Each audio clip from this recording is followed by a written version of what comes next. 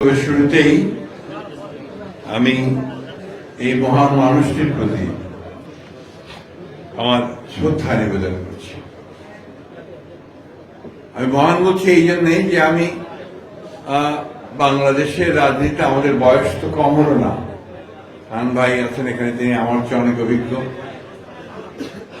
এবং প্রথমেই শুরুতে আমি যে কথাটা বলেছি, সেই বিরল প্রজাতির রাজনীতিক যারা নিজেকে দিয়ে যান, রাজনীতিকে দিয়ে যান, মানুষকে দেন, সেই প্রজাতির একজন রাজনীতিক জনাব আব্দুল্লাহ নোমান।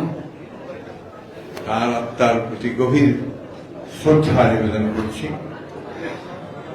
তিনি চলে গেছেন, কিন্তু আমাদের জন্য রেখে গেছেন তার কাজগুলো, যে কাজগুলো আমরা যদি অনুসরণ করি তাহলে আমরা সবাই উপকৃত হব।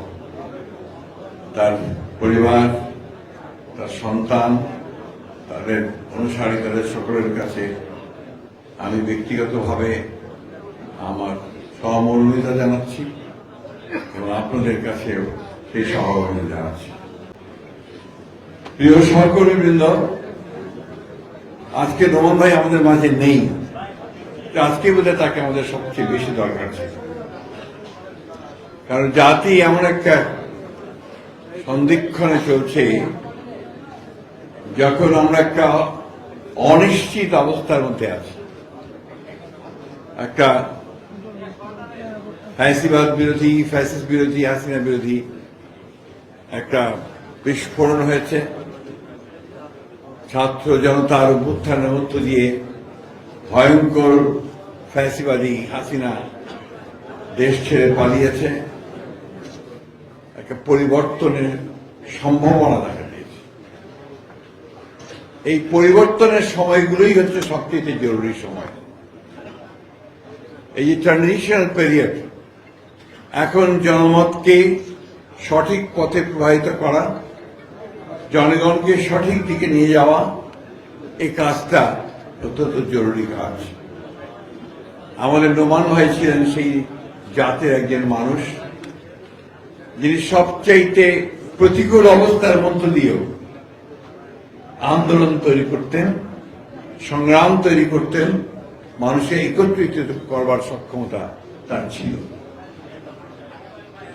সেই জন্যই আজকে বারবার তার কথা মনে পড়ছে। আমার সঙ্গে তার ব্যক্তিগত একটা সম্পর্ক ছিল, সেটা সম্ভবত রাজনৈতিক সম্পর্কটাই প্রধান। একই চিন্তার মানুষ ছিলাম আমরা রাজনীতির, সেটাই সমাজে একটি পরিবর্তন আনবার চিন্তা। বিএনপি কেমন একটি দলে পরিণত করা, যে দল সত্যিকার অর্থেই শহীদ প্রেসিডেন্ট জিয়াউর রহমান যে স্বপ্ন দেখেছিলেন, আমাদের নেত্রী দেশনেত্রী বেগম খালেদা জিয়া যে স্বপ্ন দেখেছিলেন, আমাদের নেতা তারা কেমন যে স্বপ্ন দেখছেন, সেই স্বপ্নকে বাস্তবায়িত করবার জন্য যে নেতৃত্ব প্রয়োজন, সেই নেতৃত্বে আমরা অবশ্যই আমরা আব্দুল্লাহ নোমান সাহেবের শূন্যতা অনুভব করব। প্রিয় বন্ধুগণ, বক্তব্য খুব বেশি দেওয়ার কিছু নেই। আমি যে কথা বলছিলাম যে আজকে এই সময়টা আমাদের পরীক্ষার সময়।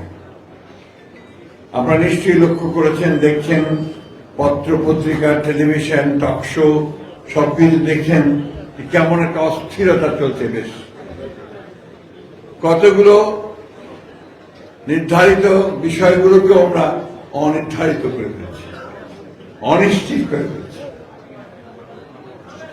আজকে সংস্কার, নির্বাচন, এই কথাগুলো সাধারণভাবে অনেক বেশি উচ্চারিত।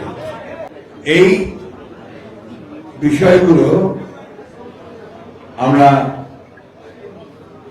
মনে করি যে সকলের উচিত হবে, সকল রাজনৈতিক দল, গোষ্ঠী, সকলের দায়িত্ব হবে অত্যন্ত ধৈর্যের সঙ্গে সমস্যাগুলো আলোচনার মাধ্যমে সমাধান করা।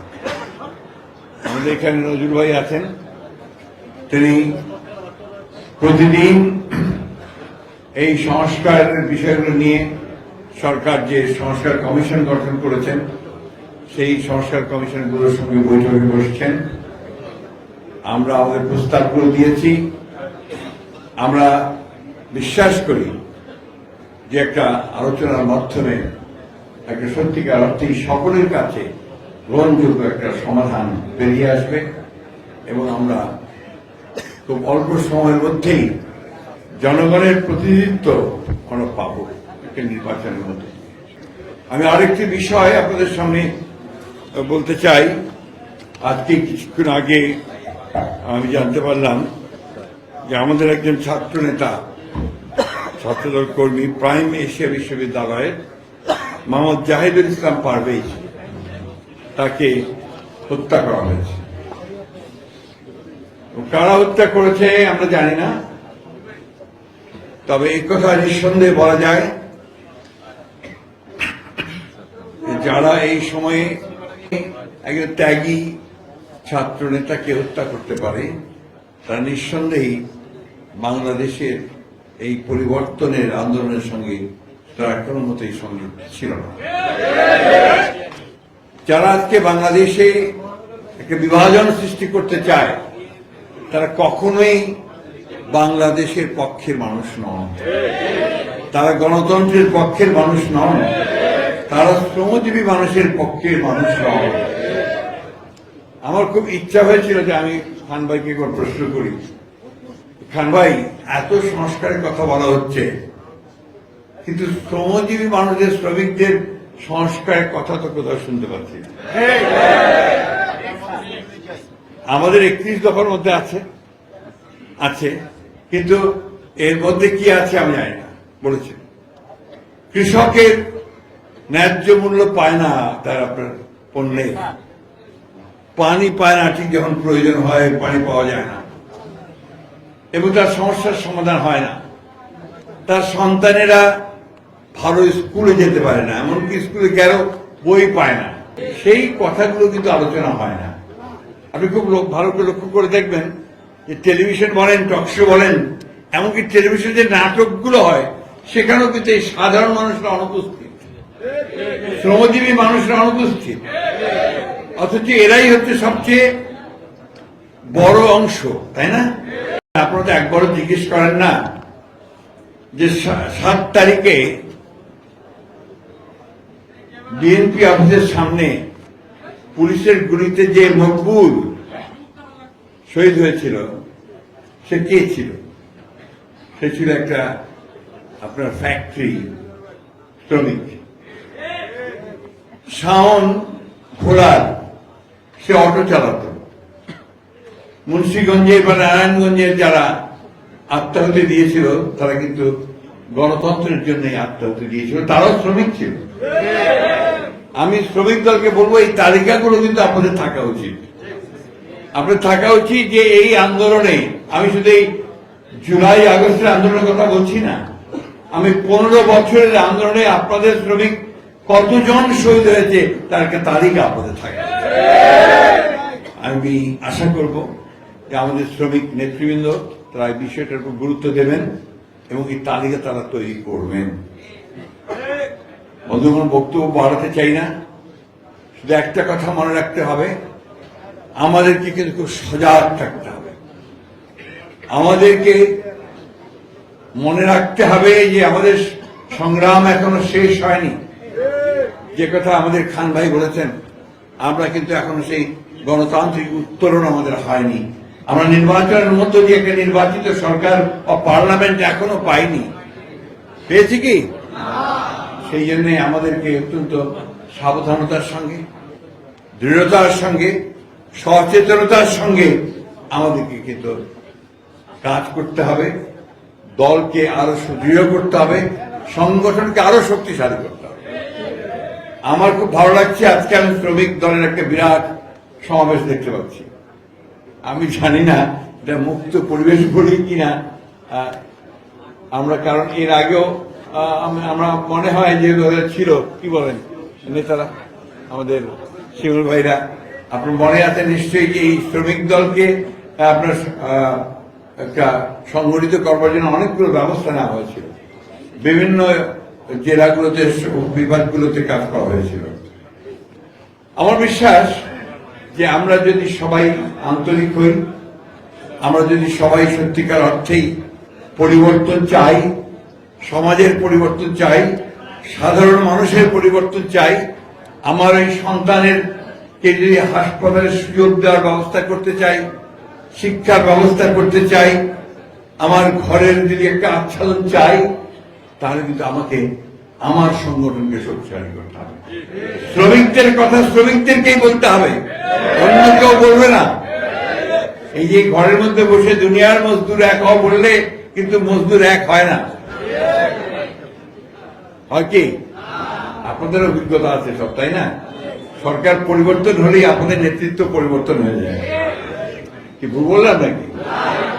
সুতরাং ওই সুবিধাবাদী নেতৃত্বের হাতে যেন নেতৃত্ব না যায়, সেটাও আপনাদেরকে লক্ষ্য রাখতে হবে, সেটাও লক্ষ্য রাখতে হবে। আমি এখানে অনেককে চিনি, সবাইকে চিনি, যারা কিভাবে নির্যাতিত হয়েছে, নিপীড়িত হয়েছে, কিভাবে তাদের মেরে তাদের পা ভেঙে দেওয়া হয়েছে, নখ বের করে নেওয়া হয়েছে। এই জিনিসগুলো আমরা ভুলে যেতে পারি না, কিন্তু ওদের কথা শুনলে মনে হয় যে কোনো অবদানই নেই আমাদের, তাই না? আসুন না, আমরা সবাই একজোট হই, একখানি হই, সংগঠনটাকে সেইভাবে অত্যন্ত দৃঢ়ভাবে তৈরি করি, যেন আমরা তাদেরকে সেই বোধ থেকে সরিয়ে দিয়ে আমাদের অধিকারটাকে আমরা প্রতিষ্ঠা করি। নোমান ভাইয়ের আত্মা তখনই শান্তি পাবে যখন নোমান ভাই সেই দূর থেকে দেখতে পাবেন, উপার থেকে দেখতে পাবেন যে শ্রমিকদের অধিকারগুলো প্রতিষ্ঠা হয়েছে। সেটাই হবে তার আত্মার সবচেয়ে বড় সমস্যা। এখানে আলোচনা হয়েছে, নোমান ভাই ছেলেও আজকে এখানে এসছেন। নোমান ভাই ছেলে অত্যন্ত উচ্চশিক্ষিত, অতি উচ্চশিক্ষিত, এবং সে পৃথিবীর শ্রেষ্ঠ 2-3টি আপনার ইউনিভার্সিটি থেকে পাশ করেছে, নিজে একটা বিশ্ববিদ্যালয় তৈরি করেছে। রাজনীতিতে তার প্রচন্ড আগ্রহ, এবং চিটাগাংয়ের মানুষ ইতিমধ্যে তাকে তার প্রতি তাদের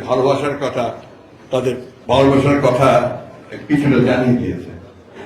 এখন এটা তার দায়িত্ব, তার কাজের মধ্য দিয়ে সেটা তাকে অর্জন করতে হবে এবং তার বাবার কাছাকাছি তাকে যাওয়ার চেষ্টা করতে হবে। আমি আশা করব যে সেই যোগ্যতা তার আছে এবং সে সেটা করতে পারবে। আমি আবারও নোমান ভাইয়ের তার মাগফিরাত কামনা করছি। আমরা খুব কষ্ট পাই, খান ভাই শেষ মুহূর্তে গিয়ে কথা বলতে পারছিলেন না, আমরা খুব কষ্ট পাই। তিনি চলে গেছেন, আল্লাহ তাআলা তাকে যেন বেহেশতবাসী করেন, সেখানে তিনি গিয়ে যেন সত্যিকার অর্থে দেশকে দেখে, দেশের মানুষের অবস্থা দেখে তিনি যেন শান্তি পান, এই দোয়া করছি। আপনাদের সকলকে ধন্যবাদ। আসসালামু আলাইকুম, খুদা হাফেজ।